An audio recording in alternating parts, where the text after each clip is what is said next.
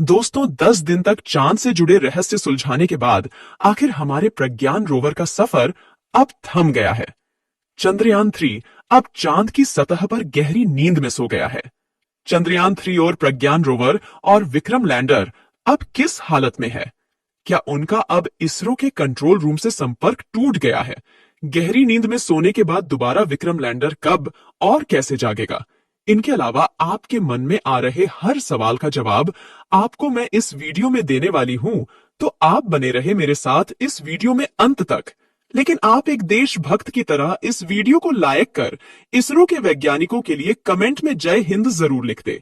दरअसल दोस्तों 23 अगस्त को चंद्रयान 3 ने जब चांद की सतह पर लैंड किया था, तब पूरी दुनिया ने चांद के दक्षिणी ध्रुव को पहली बार देखा था। 23 अगस्त को चांद पर सूरज निकला था, तो विक्रम लैंडर और प्रज्ञान रोवर ने 10 दिनों तक जमकर वहां पर चहलकदमी की। लेकिन अब वहां पर शाम हो गई है और बस रात होने वाली है। आपको साधारण भाषा में समझाएं तो चांद पर पृथ्वी के 14 दिनों के बराबर सूरज लगातार निकला रहता है और बाकी के 14 दिनों के बराबर रात होती है। और अब लगातार चांद की सतह पर एक लंबी रात शुरू हो चुकी है। हमारे चंद्रयान के विक्रम लैंडर और प्रज्ञान रोवर बैटरी से चलते हैं और वो बैटरी सूरज की रोशनी से चार्ज होती है। अब आप सोच रहे होंगे कि बैटरी को फुल चार्ज करके रात के समय में रोवर प्रज्ञान काम क्यों नहीं कर सकता है? दरअसल दोस्तों इसका जवाब यह है कि रात अगर धरती के बराबर लगभग 10 से 12 घंटे की होती, तो अगले दिन जब सूरज की रोशनी होती तो दोबारा उस बैटरी को चार्ज करके काम में लिया जा सकता था। लेकिन चांद की सतह पर तो 14 दिनों के बराबर एक लंबी रात होती है। रात का अंधेरा ही नहीं, इससे भी बड़ा खतरा होता है चांद पर रात में पड़ने वाली ठंड। आप सुनकर हैरान हो जाओगे कि चांद की सतह पर रात के समय में तापमान -200 डिग्री सेल्सियस से भी ज्यादा चला जाता है। ऐसे में अगर रोवर प्रज्ञान और विक्रम लैंडर के उपकरण चालू होंगे तो खराब हो जाएंगे और बैटरी भी खराब हो जाएगी। -200 के तापमान में प्रज्ञान रोवर और विक्रम लैंडर का काम करना मुमकिन नहीं है। तो अब इसरो के वैज्ञानिकों ने क्या किया है विक्रम लैंडर और प्रज्ञान रोवर के साथ? दोस्तों इसरो के वैज्ञानिकों ने चंद्रयान 3 के इन दोनों उपकरणों को स्लीप मोड में डाल दिया है। यानी कि रोवर और लैंडर के सभी उपकरणों को बंद करके चांद की सतह पर एक जगह पार्क कर दिया है। लेकिन स्लीप मोड में जाने से पहले रोवर और लैंडर ने कई ऐसी जानकारियां हमें दे दी हैं जिनसे मानवता का भला हो सकता है। वीडियो में मैं आपको आगे बताने वाली हूं कि अब आगे इसरो रोवर प्रज्ञान और लैंडर विक्रम को नींद से कब और कैसे जगाएगा। और अगर चंद्रयान 3 नींद से नहीं जागा तो इसरो के वैज्ञानिक आगे क्या करने वाले हैं? तो बने रहे मेरे साथ इस वीडियो में अंत तक। और अभी तक वीडियो लाइक नहीं किया है तो कर दो यार, और कमेंट में जय हिंद लिखना मत भूलना। 40 दिन का सफर पूरा करने के बाद 23 अगस्त को चंद्रयान चांद के साउथ पोल पर उतरा और भारत एक झटके में उन विकसित देशों की कतार में शुमार हो गया जिन्होंने चांद पर अपने मिशन उतारने में कामयाबी हासिल की थी। 100 मीटर की दूरी पर खड़े हैं लैंडर और रोवर। 10 दिन तक सटीक तरीके से जानकारी जुटाने के बाद प्रज्ञान रोवर ने अपना काम पूरा कर लिया है। इसे अब चांद के साउथ पोल पर सुरक्षित तरीके से पार्क कर दिया गया है, या यूं कहें कि अब ये चांद पर चैन की नींद सोएगा। इसको स्लीप मोड में सेट किया गया है। शिव शक्ति पॉइंट पर रोवर और लैंडर दोनों के बीच 100 मीटर का फासला है। प्रज्ञान रोवर पर लगे दोनों पेलोड APXS और LIBS बंद कर दिए गए हैं। इन पेलोड ने जो डाटा जमा किया था वो लैंडर के जरिए हम तक पहुंच गया है। अब चांद पर सूर्योदय कब होगा? 22 सितंबर को चांद पर फिर सूर्योदय होगा। हालांकि इसकी बैटरी अब भी पूरी तरह चार्ज है। यह भी मुमकिन है कि एक बार फिर ये अपना काम करना शुरू कर दे। ऐसा इसलिए क्योंकि रोवर को इस एंगल पर रखा गया है कि 22 सितंबर को जब चांद पर सूर्योदय हो तो सूरज की किरणें इसके सौर पैनलों पर पड़ें। ऐसा हुआ तो ये फिर काम कर सकता है। सूरज की रोशनी से हमारे रोवर और लैंडर पावर जनरेट कर सकते हैं, जो इनके उपकरणों के लिए जरूरी है। पावर के बिना इनमें लगे वैज्ञानिक उपकरण खराब हो सकते हैं। प्रज्ञान रोवर ने तय किया 100 मीटर का फासला जिस शिव शक्ति पॉइंट पर लैंडर उतरा था, उससे चलकर प्रज्ञान रोवर ने 100 मीटर का फासला तय किया है।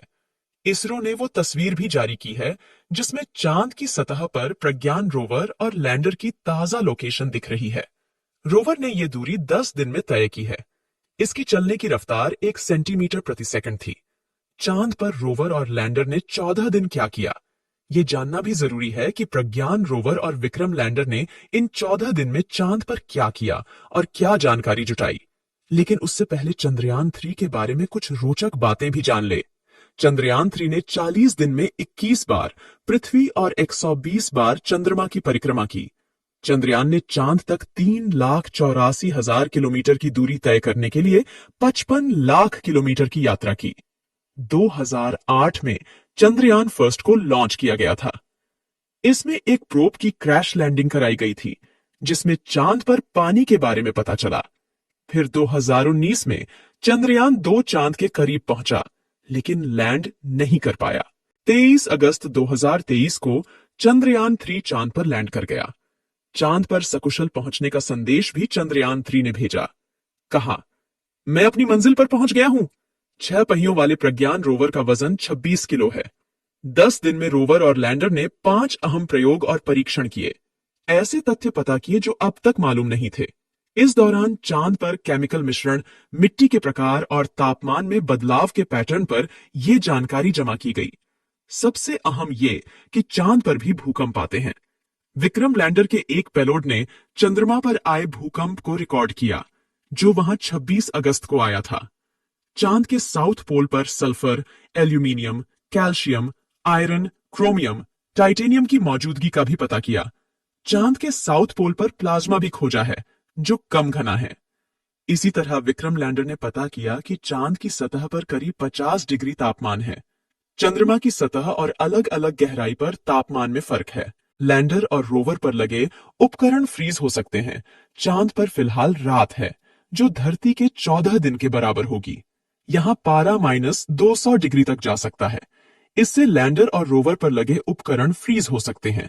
जब चांद पर सूर्योदय होगा तो हो सकता है कि रोवर और लैंडर फिर से जाग जाएं। कैसे सोए हुए रोवर प्रज्ञान और विक्रम लैंडर को जगाएंगे इसरो के वैज्ञानिक। अभी चंद्रयान 3 के लैंडर और रोवर के सभी उपकरण बंद कर दिए गए हैं और इसरो ने भी कुछ समय के लिए उनसे अपना संपर्क हटा लिया है। लेकिन इन दोनों उपकरणों का रिसीवर ऑन रखा गया है, जो चार्ज हो रखी बैटरी से चलता रहेगा। अब 22 सितंबर को जब चांद की सतह पर सूरज की रोशनी आएगी, तो इसरो इसको जगाने के लिए मैसेज भेजेगा। ऐसे में अगर सभी उपकरण ठंड में खराब नहीं हुए, तो रिसीवर के माध्यम से वो संदेश लैंडर और रोवर तक पहुंच जाएगा और वो दोबारा चांद की सतह पर खोज करने लग जाएंगे। लेकिन अगर ऐसा नहीं हुआ, तो चांद पर ये हमेशा के लिए भारत के खूबसूरत हस्ताक्षर के रूप में मौजूद रहेंगे। दोस्तों, आपकी दुआओं के बल पर ही चंद्रयान 3 ने 23 अगस्त को चांद की सतह पर सफल लैंडिंग की थी। अब एक बार फिर आप कमेंट बॉक्स में प्रार्थना करें कि जब चांद की सतह पर 22 सितंबर को सूर्य की रोशनी पड़े, तो हमारा चंद्रयान 3 नींद से जाग जाए और फिर से काम करने लग जाए। इसरो के वैज्ञानिकों की मेहनत के लिए जय हिंद लिखना न भूले। अभी तक अगर आपने इस वीडियो को लाइक नहीं किया है, तो लाइक जरूर कर दे और यह जानकारी अपने दोस्तों के साथ भी शेयर कर दे। आज के इस वीडियो में बस इतना ही। मिलते हैं जल्द ही अगले नॉलेजेबल और चंद्रयान 3 के नए अपडेट के साथ। तब तक के लिए आप इस चैनल को सब्सक्राइब कर बेल आइकन को भी दबा दें।